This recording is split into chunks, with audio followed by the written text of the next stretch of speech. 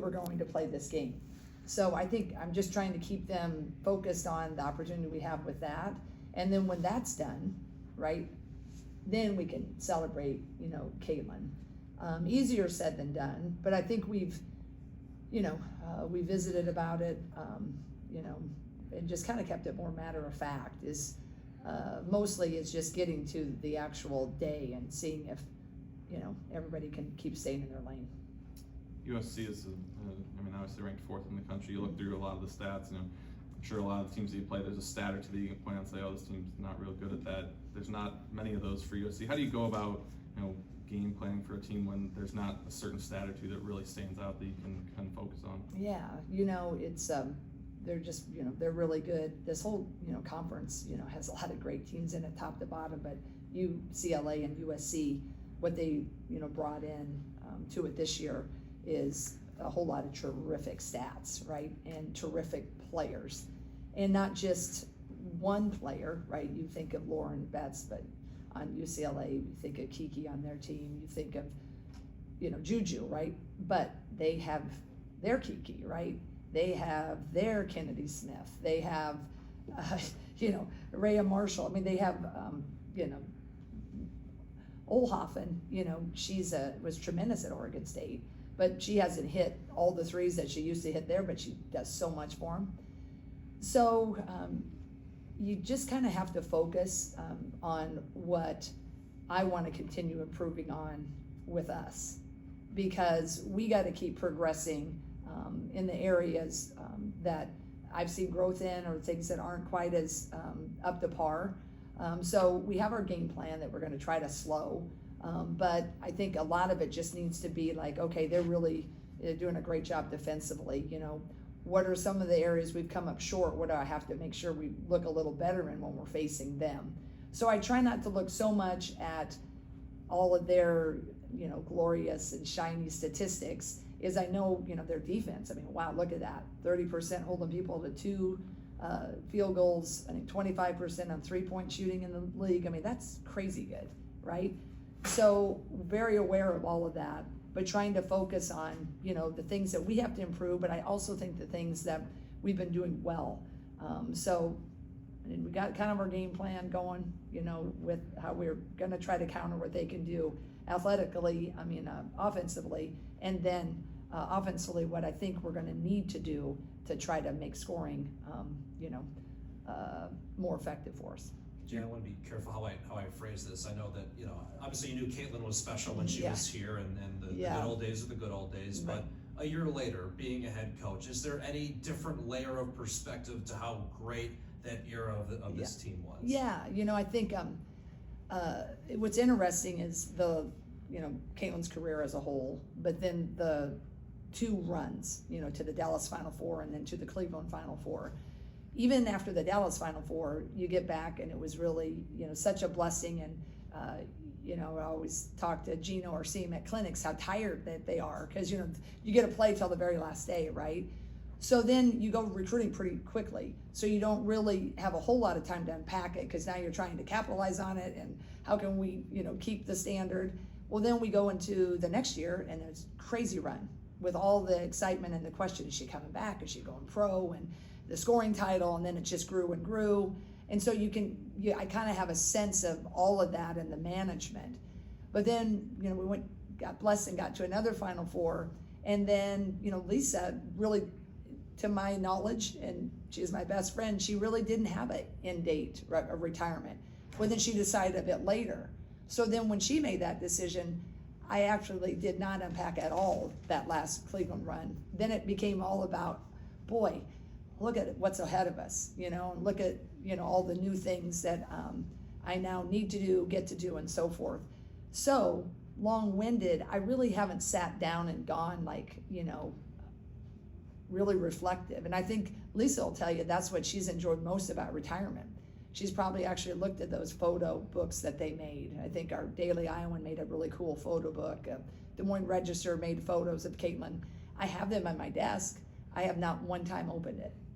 Not because I don't want to, but it's just like, boy, I'm gonna do that later, hopefully 5-10 years down the road. There's just so much in the now. But collectively, yeah, what a ride. And I look at this with our team as like how, these kids who didn't get to play with her, they still get to be part of all of that. That's what it felt like at the end, right?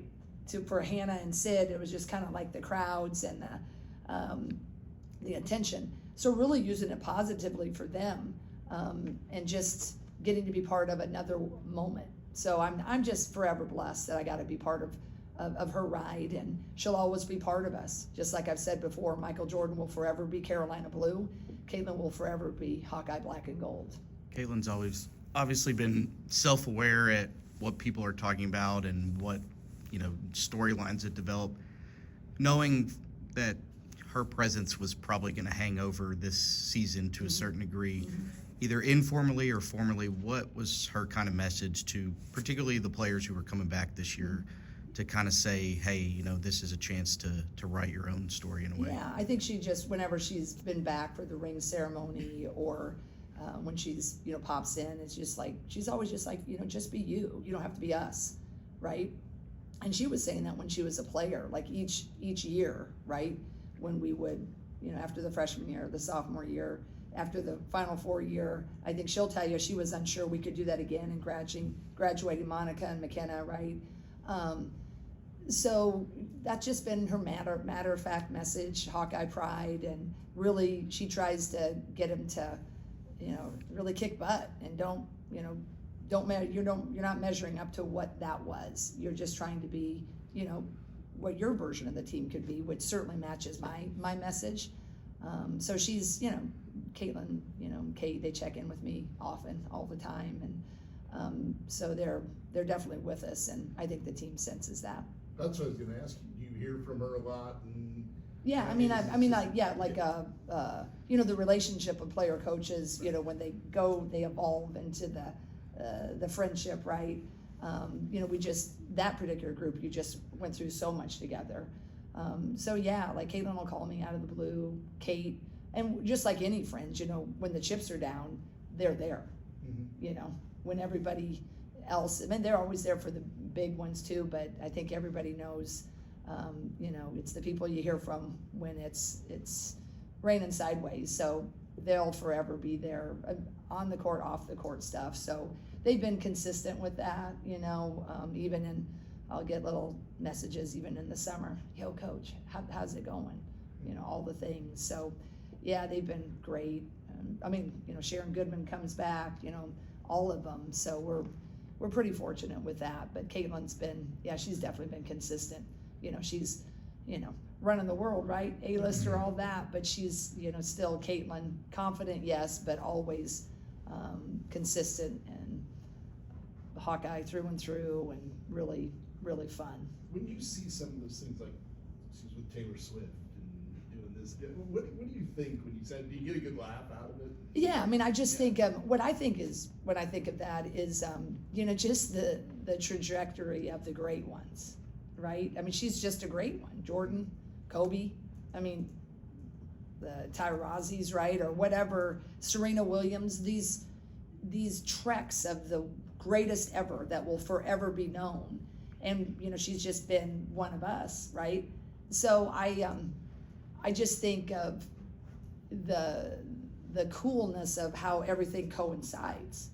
Like she has been wearing a little Kansas City Chiefs jersey since she was, 5, right? So that whole love, right, of her sports and competing, being who she was when she was 5 and feisty and fiery, as she's now evolved, right, into who she always was, right? You guys covered her so closely.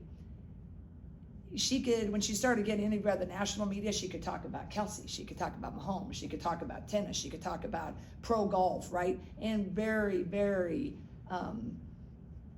intelligently. But the fact that she loved the Chiefs, which kind of started that, and then Travis happens to date Taylor Swift, who happens, so that's a genuine connection to the Chiefs, right?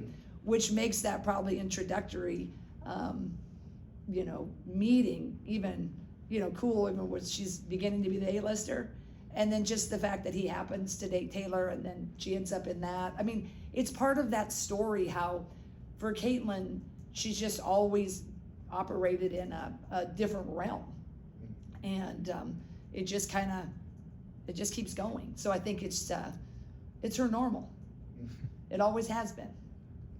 I mean, you watched her play and can ask anybody who recruited her, that one's got something. But no, would anybody have said she's going to change the needle? You couldn't do that, but we all knew she was going to be an All-American. But I think that's the thing about the people gossipy parts of this whole ride for her. She just has always been in a different realm. So I think that's the serendipitous part of it. To me, I love the fact that the Kansas City Chiefs are involved, just with all the hoopla, because she just stays grounded. If she's the same.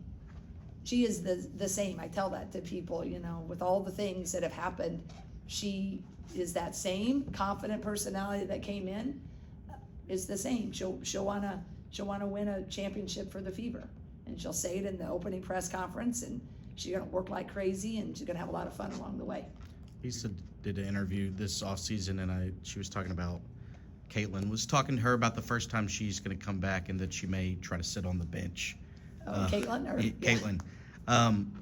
If we know anything about Caitlin, she's definitely going to be calm and normal and not draw a scene to her during the game. Just how much do you feel like that can kind of be another kind of energy in the building, just having her here and having her be herself as a fan? It'll be, great energy. That's why everybody is in a frenzy, right, to come.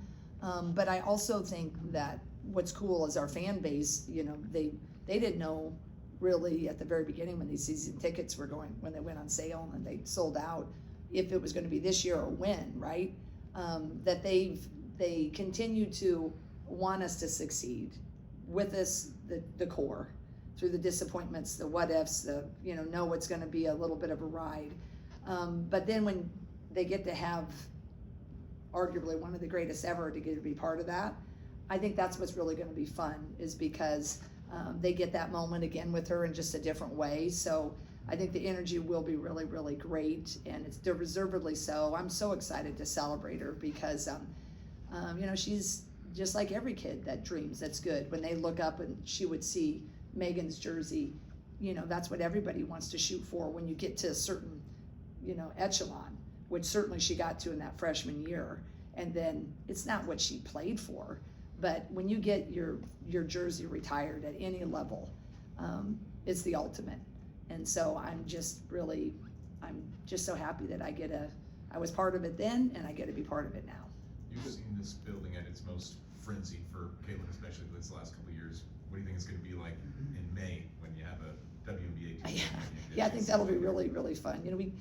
That concept was talked about, after last season when we saw South Carolina. They went back to play Puerto Rico, I think, and so we thought, this would be pretty good, or all the minds that be, right? I think it's going to be great. I think it's